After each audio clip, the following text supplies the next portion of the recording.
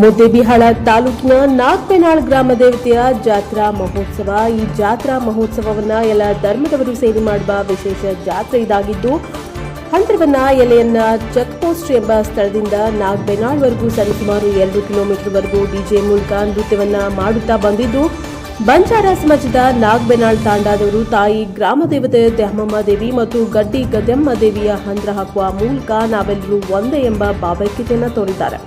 ಇದೇ ಸಂದರ್ಭದಲ್ಲಿ ಕೃಷ್ಣಪ್ಪ ನಾಯಕ್, ಗಂಗಪ್ಪ ಸಂಗನಗೌಡರು, Patil, Shankarappa Gurikar, Bheemappa Rakkasgi, Mallikarjun Guttihal, Basappa Chalageri, Basavaraj Kootanal, Anand Nayak, Topanna Karbari, Krishna Nayak, Raghu Pawar, Venkatesh Nayak, Manjunath, Jagadev Nayak, Suresh Rathod, Lakshman Rathore,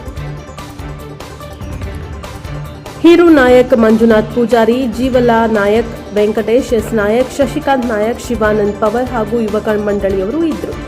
bureau report, cameraman Lal Singh Rathod ಜೊತೆ ಶಿವು ರಾಥೋಡ್.